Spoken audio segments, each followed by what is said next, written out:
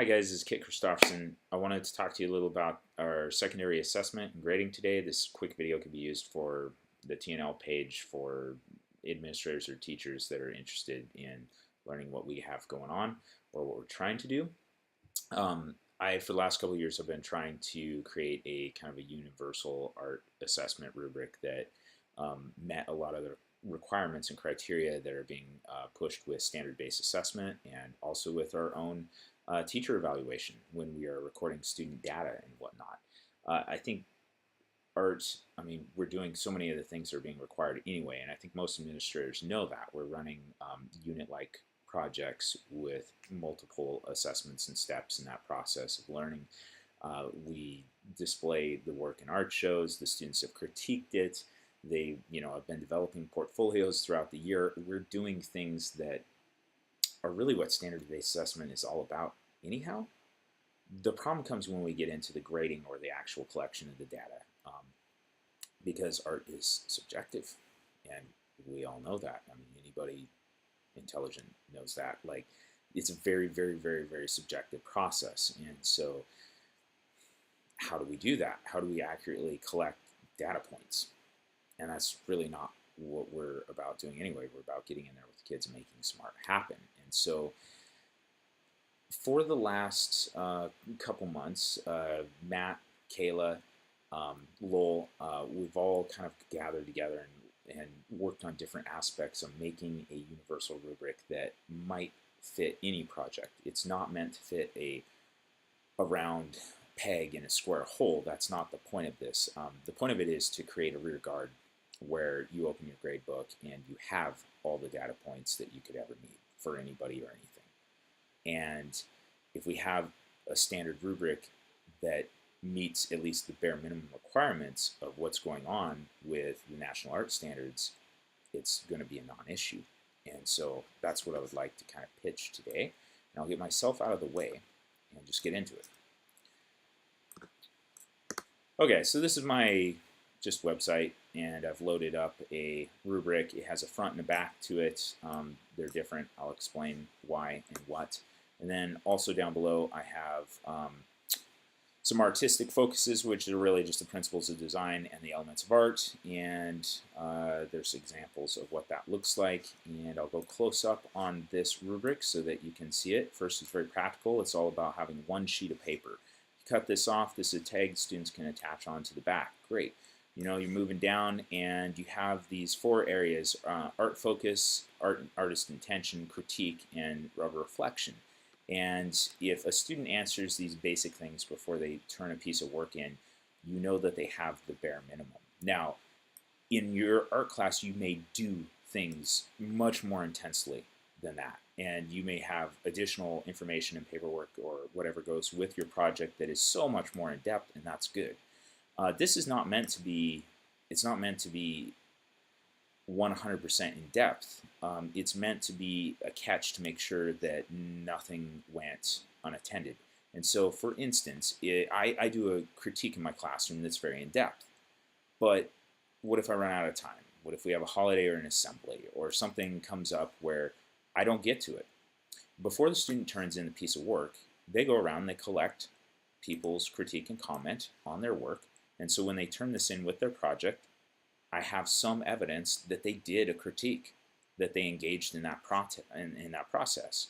So if we go up to intention here, what's that about? Well, do I really know if the kid painted a polar bear because he just thought a polar bear was cool, or did he paint the polar bear because he was concerned about environmental issues? And would that affect how I grade them?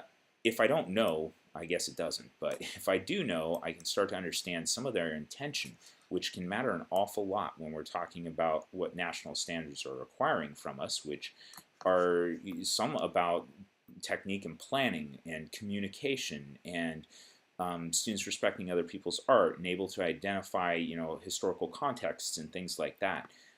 It gets much more in depth. So down here at the lower part, all I've done is I've created a standards-based rubric that has developing, discipline, and distinguished instead of basic, proficient, advanced.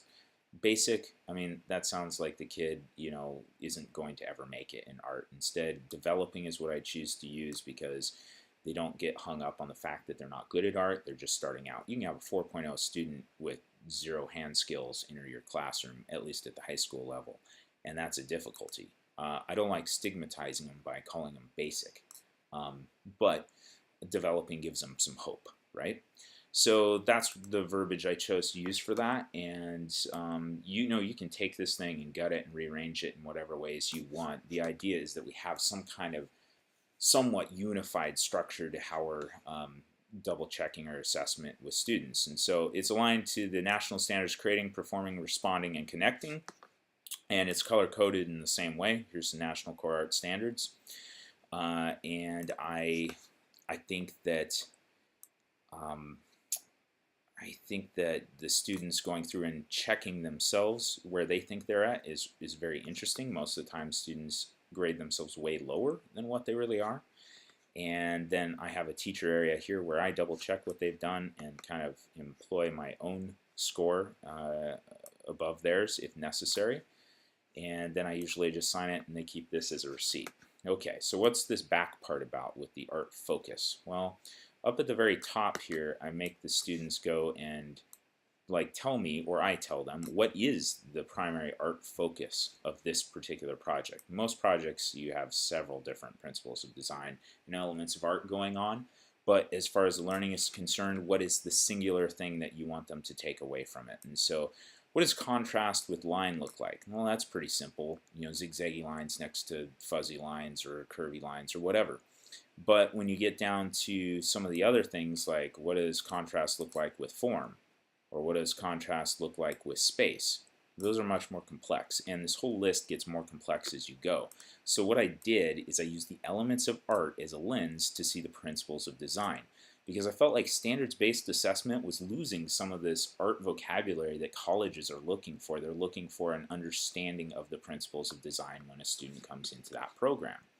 And so I've reemployed it, and because a blank piece of paper could incorporate almost all of the elements of art, especially if you folded it, what I do instead is I use it as a way to look at contrast, or what does emphasis look like in terms of color, or balance look like with form.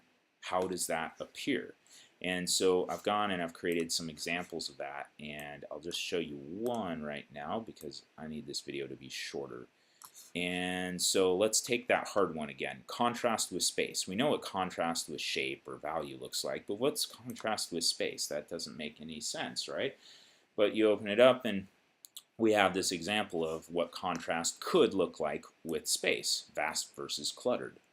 Okay, that's just one example, but I'm going through and trying to make up examples of that, and I started doing that years ago, and I've just kind of been plinking away at it. But I finally feel like this rubric is smooth enough for anybody and everybody to use should they want it, and it's a rear guard for getting us back to doing and pursuing the big and creative projects that we need to be doing and pursuing. So I hope that you have a chance to use it and try it out and see what you think. And if you want to contact me about changing it or getting copy or whatever, please do so. Thanks a lot.